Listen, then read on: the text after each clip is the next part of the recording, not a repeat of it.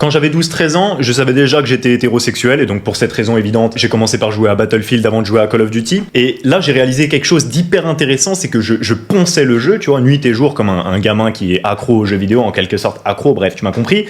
Le lendemain, je voyais des petits carrés bleus et oranges au-dessus de la tête des gens. Parce que tu voyais ça dans Battlefield, savoir si c'était des alliés ou des ennemis. Et je me suis dit, ouah, c'est une dinguerie, mon cerveau, il fait pas la distinction entre la réalité et le jeu. Carrément, il confond des souvenirs pour me donner des hallucinations alors que je joue au jeu depuis genre une semaine, tu vois. Évidemment, bon, quand un gamin de 12 ans pense comme ça, t'es pas étonné que 10 ans plus tard, je fascine ta meuf et que je sois blindé. Mais tout ça pour dire que c'est une perspective que tu peux avoir dans la vie qui est très intéressante, c'est le pouvoir de ton imagination. Voire même quand tu regardes des schizophrènes ou des gens de manière générale, tu te dis, putain, les mecs, ils arrivent quand même à avoir des hallucinations. Ou même des gens sous LSD ou je sais pas quoi, ils voient un putain d'éléphant devant lui, le gars. Ça m'est arrivé à nouveau, très récemment, quand j'ai appris à jouer aux échecs, il y a 1 ou 2 ans. Je me tuais donc aux échecs pour capter vraiment les règles, etc. forcément. Et de manière flagrante, ça a modifié ma manière de voir la vie. C'est-à-dire que je voyais pas des cases sous les gens. Par contre, j'anticipais les moves. Genre, réellement dans ma vie, il y a eu une manière de confondre la réalité et les échecs, où je me posais toujours la question, quel est le move qui passe après ?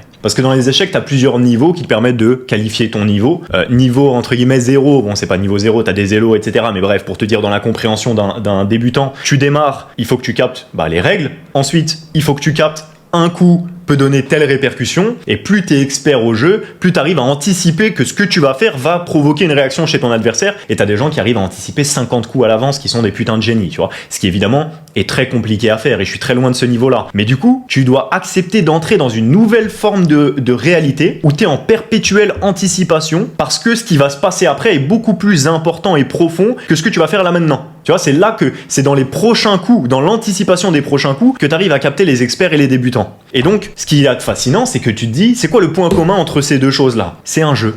C'est un putain de jeu, gros. Pour ton cerveau. T'as déjà dû entendre que le fait de jouer, c'était le meilleur moyen d'apprendre quelque chose. Si t'as peur, dans la vie, de prendre des décisions, avec une femme ou avec ton argent, avec ton business, avec ton job, avec ta santé, avec n'importe quoi, capte que c'est un putain de jeu, gros. Et qu'il y a des gens, genre c'est pas bateau là ce que je te dis. Si je racontais ma vie récente là, c'est le scénario d'un film, gros. C'est constamment le scénario d'un film. Et quand je dis ma vie récente, en fait, ma vie depuis probablement ma naissance, en fait. Hein. Et c'est le cas pour beaucoup d'entre vous. Tu sais, c'est un peu comme ce syndrome de ma famille, elle est pas normale. Il n'y a pas une putain de meuf ou un putain de gars sur Terre qui va dire ma famille, elle est grave normale. Genre ça, c'est une extrême minorité. 99% des gens, ils ont une famille pas normale. Et c'est pour ça que ce délire de « Oh, je suis en dépression parce que j'ai eu une enfance difficile », tout le monde a eu une enfance difficile, gros. Tout le monde a eu une enfance de fou. En tout cas, 99% des gens. Donc t'es pas différent des gens si t'es comme ça. Ce que je veux dire par là, c'est que ta vie, elle ressemble plus au scénario d'un film qu'un scénario de film lui-même. Donc pourquoi est-ce que tu vas par la suite chercher à te conforter dans l'illusion d'une sécurité en ayant la vie où il se passe le moins de choses possible ?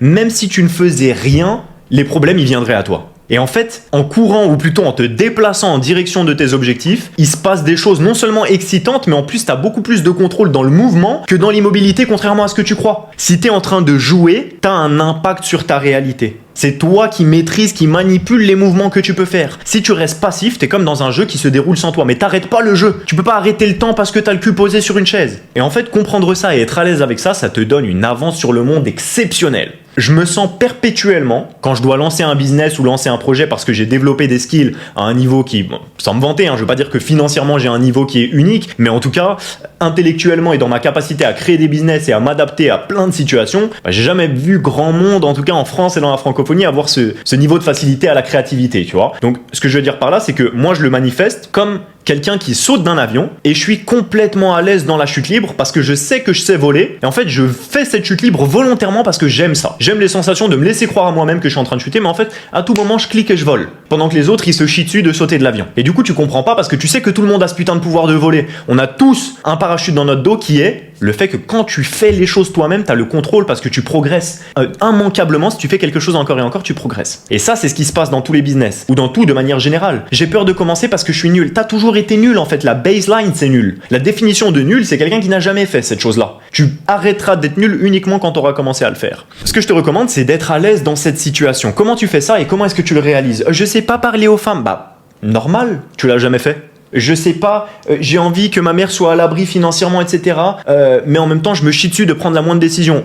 Tant que tu auras moins de douleur à ce que ta mère, ait besoin de travailler plutôt que l'envie que tu as d'aller jouer à FIFA ou de scroller sur les réseaux sociaux, bah tu continueras à jouer à FIFA ou à scroller sur les réseaux sociaux et à regarder ta mère travailler parce que ça ne te fait pas assez mal. Tu as encore trop peur pour sauter de l'avion, tu vois, parce que tu accordes trop d'importance à la décision. Les gens, ils sont bloqués sur l'idée. Il faut que je trouve la bonne idée, vraiment. Mais personne ne devient riche grâce à l'idée, gros. Personne n'est jamais devenu riche grâce à l'idée. L'idée, c'est le moins important. Il y a quasiment tous les jours des gens qui m'envoient des messages sur Instagram parce que dans certaines vidéos, j'ai mentionné les business que j'ai créés par le passé et qui sont évidemment des business dont personne ne parle sur YouTube parce que c'est pas mon approche du business que de prendre une formation dropshipping et de copier la même formation que les 30 000 autres Mongols dont 100% n'ont pas fait d'argent et ceux qui ont fait de l'argent sont dans le besoin de recréer constamment un store de dropshipping puisque leur stratégie, c'est de voler le produit de quelqu'un d'autre et donc dès que quelqu'un leur vole, ils ont perdu leur business, tu vois. Donc tu vois à quel point ça fait du sens et pourquoi ce n'est pas ma stratégie de business, parce que j'aime pas recréer comme ça parce que je suis obligé de le faire. J'aime recréer parce que j'ai envie de relancer un nouveau jeu, tu vois, mais pas parce que quelqu'un m'a volé mon business et je me réveille le matin, on m'a volé mon idée, je suis baisé. Bref, tout ça pour dire que l'idée ne devrait pas être le cœur de ton business et que quand l'idée c'est le cœur de ton business, justement,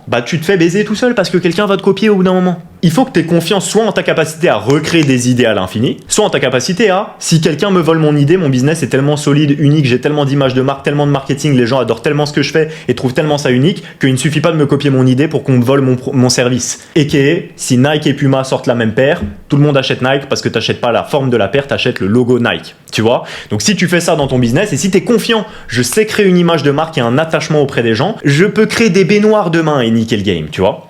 Parce que tu as cette capacité en toi. Donc ça, c'est très unique et très différent. Si tu développes cette capacité-là, t'es exceptionnel. Donc tout ça pour dire qu'il y a plein de gens, tous les jours en fait quasiment, qui m'envoient un message en me disant « J'ai cette idée de business, qu'est-ce que t'en penses ? Est-ce que tu penses que c'est une bonne idée de business ?» Et à chaque fois, il faut que je soupire, que je prenne une petite respiration, que je me dise « Allez, est-ce que je lui explique complètement la vie à travers un pavé ou est-ce que je fais une petite phrase courte pour lui expliquer cette idée, en fait, on s'en bat les couilles. La question, c'est est-ce que toi, t'es la bonne personne pour faire fonctionner ce business ? Est-ce que toi, t'es capable d'être génial face à une idée qui est bonne ou qui est mauvaise ? Parce que si je te donne l'idée du siècle qui est, regarde, Elon Musk et Jeff Bezos, ils sont tous les deux en train de travailler sur le transport interplanétaire. Voilà l'idée. Résous le problème et tu seras l'homme le plus riche de l'histoire de la planète. Voilà, je t'ai donné l'idée qui rapportera le plus d'argent. Tu n'es probablement pas la bonne personne pour le faire. Donc la première chose à faire, c'est de chercher à devenir un génie. Plusieurs manières de faire ça. À travers la compétence consciente, qui est donc le fait de travailler sur une compétence jusqu'à ce que tu sois suffisamment confiant pour être complètement arrogant. Il y a des gens qui peuvent considérer que rien qu'à ma manière de m'exprimer, ils savent juger que je suis une personne arrogante. Pourtant, est-ce que j'ai exprimé une seule chose fausse depuis le début ? Absolument pas. Qu'est-ce qu'ils considèrent comme étant de l'arrogance ? Ma capacité à être extrêmement confiant dans ce dont je parle. Pourquoi est-ce que je le suis ? Parce que je me suis prouvé à moi-même à maintes reprises par des faits indéniables que j'avais de bonnes raisons d'être aussi confiant que ce que je suis. Et donc comment j'ai fait ça ?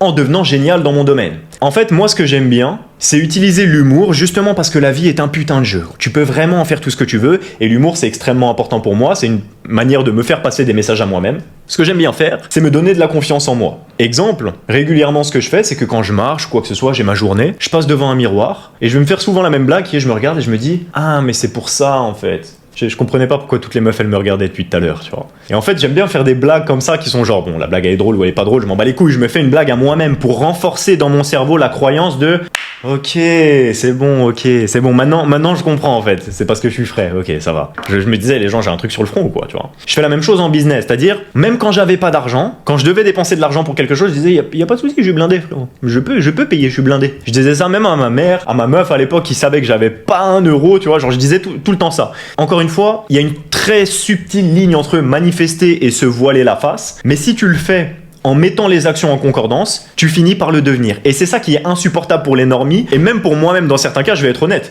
Parce que quand tu vois un mec qui est dans une illusion complète, qui affirme des choses qui sont complètement fausses, avec une arrogance et une confiance en soi, nous en tant que francophones, on a le réflexe de se dire « Mais il veut quoi ce gars ?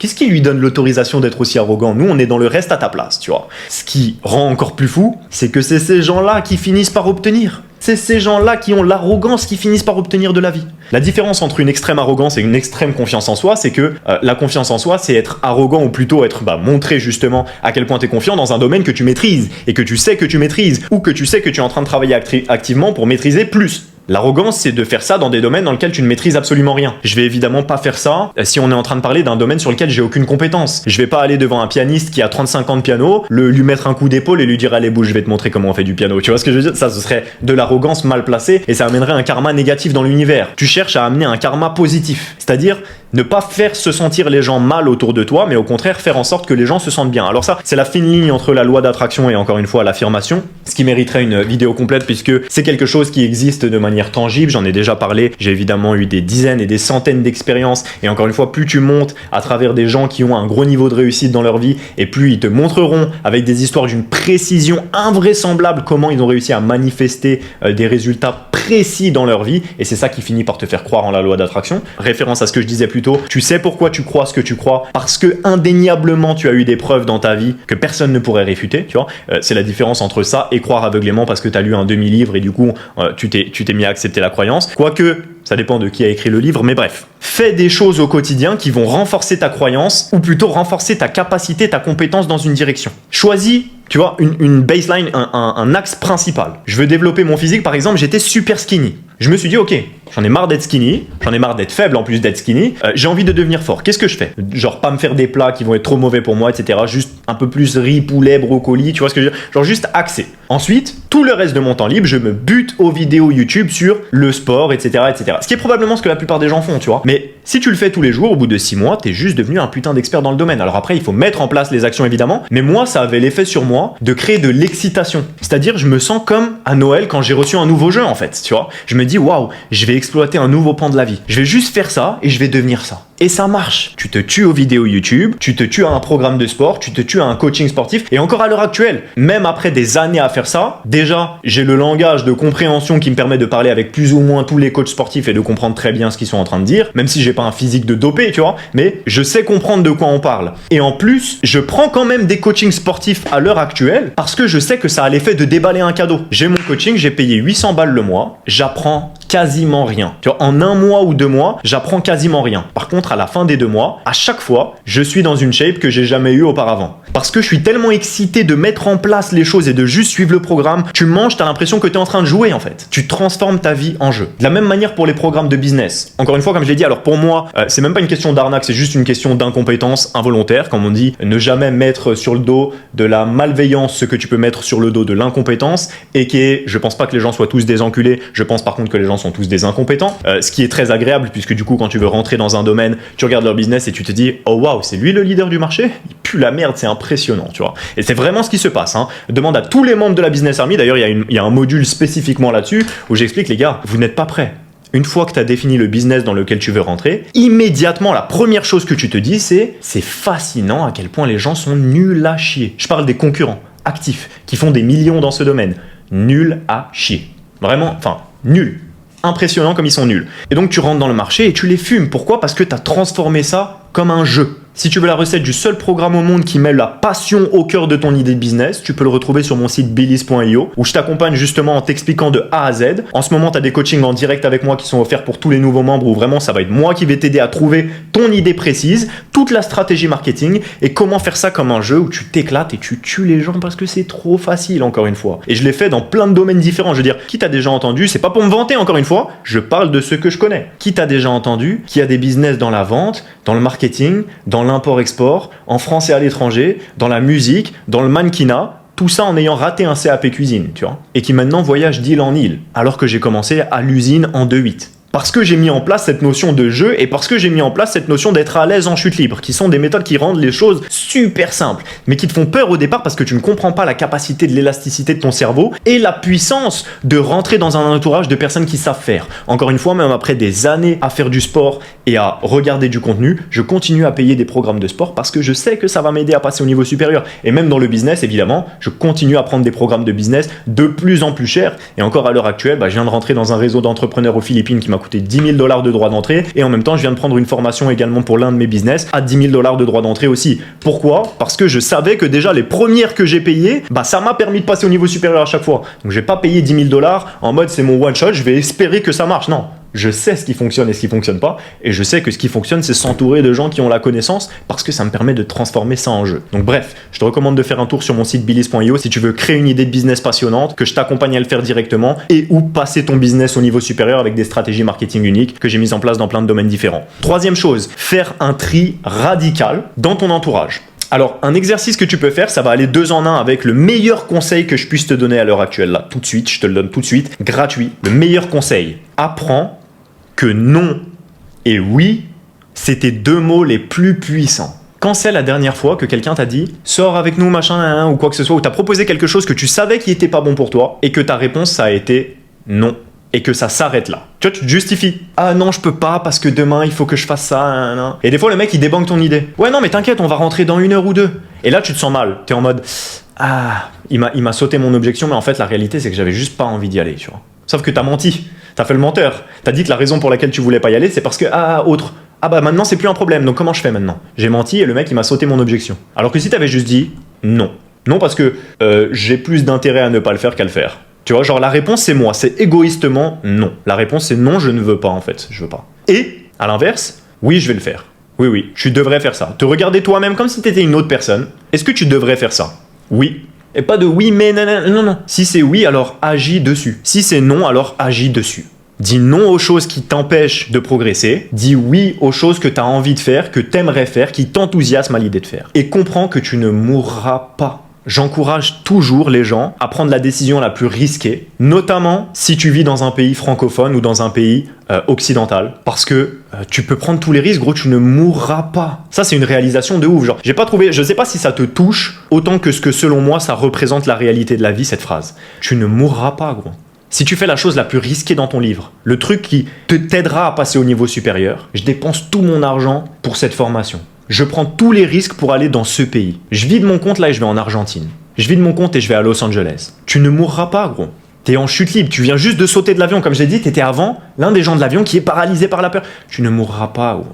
Regarde les interviews de toutes les personnes qui ont un gros niveau de succès. Qu'est-ce qu'ils te disent? Saute. Fais-le. Just do it. C'est limite rébarbatif après des années à écouter des interviews de millionnaires ou de milliardaires ou d'acteurs ou de sportifs ou de peu importe quelqu'un qui a eu du succès dans son domaine, tu vois. C'est pas forcément que l'argent, mais à chaque fois c'est rébarbatif, c'est fais-le, fais-toi confiance, n'aie pas peur, l'univers il va t'aider. L'univers il va vraiment t'aider, mais d'une manière fascinante, gros. Je te jure que tu vas croire en Dieu ou que tu vas croire en l'existence d'une harmonie, c'est obligé. T'es pas obligé de devenir religieux ou quoi que ce soit, mais tu vas te dire c'est impossible. Il y a un mec qui... on fait du curling là, tu vois. Je marche et il y a un mec qui passe le balai devant moi à chaque fois que je vais faire un truc. Quand je le fais avec une intention positive, j'ai un enchaînement de succès. Comprends pourquoi je suis arrogant. Ça me réussit. Et ça réussit aux gens encore plus arrogants que moi. Dis-toi que je traîne avec des gens qui, moi-même, quand j'écoute leur arrogance, je me dis, oh là, c'est trop... J'ai toujours été considéré comme arrogant. Même quand j'avais pas d'argent, les gens ils se disaient, ah c'est trop, t'as trop de confiance toi. T'es pas beau, regarde ta tête, t'es pas beau. Tu vois, ils me disaient pas ça. Mais genre j'avais déjà une confiance de ouf quand j'avais une vieille tête, tu vois, ou quand j'avais pas d'argent. J'avais déjà une confiance de ouf. Et ça m'amène à avoir plus. Et moi-même, comme je te l'ai dit, je traîne avec des gens, moi-même leur arrogance elle me touche. Et ils réussissent plus. Donc aie cette confiance en la vie. Ne confonds pas arrogance dans ce dans quoi t'es incompétent et confiance qui va t'amener plus de résultats dans la vie. Aie confiance, gros. Saute, bois 2, 3, 4 cafés et saute, mets-toi sur le fait accompli. Achète le billet d'avion, pars. Achète la formation, porte tes couilles et fais-la comme un cadeau. Va à la salle de sport, concentre-toi et écrase les efforts, tu vois, dans une plus petite période de temps donné, fais tout ce qu'il faut, saute. Comme je le dis à chaque fois, pour passer de 1 à 100, il faut juste aller tout droit. Pour passer de 0 à 1, il faut changer d'univers. Et donc, je te recommande de faire ça. Dis non aux autres de manière stricte. Dis-toi oui à toi-même de manière stricte. Et également, évidemment, dis-toi non à toi-même de manière stricte et dis oui aux gens de manière stricte. Qu'est-ce que j'entends par de manière stricte? C'est quoi la différence entre de manière stricte et de manière half-ass? C'est-à-dire, je fais à moitié, oui mais non parce que machin. C'est aussi multiplier ça par le passage à l'action. Oui, je vais le faire. Quand? Maintenant. La bonne réponse, c'est toujours maintenant. Et comme ça, tu deviens un putain de génie impressionnant pour les gens. Je vais finir par un flex comme d'hab, mais ceux qui le comprendront savent que c'est juste la réalité de ma putain de vie. À chaque fois que j'ai une conversation avec une femme, encore une fois, je suis pas le plus beau, etc. Mais je connais mes forces, tu vois, je connais mes forces. Et je sais que quand je rentre dans un bar ou quand je parle avec une meuf, il y a des femmes qui sont magnifiques, qui sont avec des mecs qui sont charismatiques, qui ont plus d'argent que moi, etc., qui ont des bonnes caractéristiques, tu vois. Mais il n'y a pas une situation où si on parle avec moi pendant 5 minutes, la meuf, elle est pas littéralement fascinée par ce que je suis en train de dire. Pas forcément sexuellement, tu vois. Mais c'est fascinant la confiance que j'exploite de l'univers, la confiance que je mets en avant quand je parle.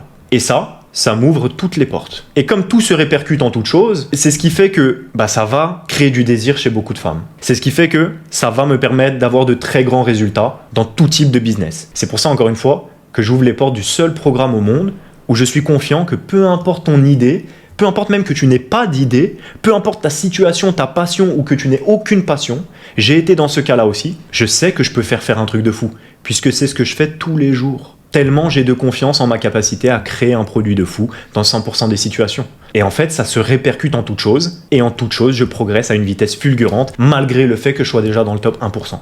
C'est ce qui m'ouvre les portes face à n'importe quel type de personnes, des gens qui ont plus d'argent, qui sont plus musclés, qui sont plus intelligents, qui sont plus académiques, et qui pourtant me considèrent comme leur égal ou supérieur dans d'autres domaines parce qu'ils voient ma capacité à travers mon niveau de confiance. C'est ça qui fait que non seulement je me vois moi-même comme un génie, mais qu'en plus les autres me considèrent comme tel, et que j'ai des résultats dans la vie, tout comme si c'était le cas. Et c'est comme ça que j'ai manifesté ma vie. J'ai rendu les choses réelles de par le fait d'y croire de toutes mes forces, et de le multiplier par un passage à l'action, comme si j'étais réellement ce génie. Si j'étais réellement un putain de génie, est-ce que je lirais tous les livres? Oui. Alors viens, je lis tous les livres. Et qu'est-ce qui se passe une fois que j'ai lu tous les livres? Je suis devenu un putain de génie. Et en fait, c'est ça. Quand je lis tous les livres, encore une fois, évidemment, t'as compris, j'ai pas lu tous les livres du monde. Mais juste à chaque fois que j'ai un livre et que j'ai du temps, boum, boum, boum, j'enchaîne la connaissance. Si j'étais un génie, est-ce que je ferais ça? Un génie fait ça. Donc je le fais. Et au final, je deviens un génie. Ça, c'est de la manifestation, multipliée par l'action. Et comme ça, tu deviens un homme grandiose. Et t'es polarisant. Il n'y a plus que deux catégories de personnes autour de toi. Les hommes qui te détestent parce qu'ils te jalousent, et les hommes qui t'admirent parce que tu les inspires. Et chez les femmes, il n'y a plus qu'une seule catégorie, les femmes que t'inspires par ton charisme. Passe une bonne journée, frérot. Par les pauvres. Je m'en fous des pauvres.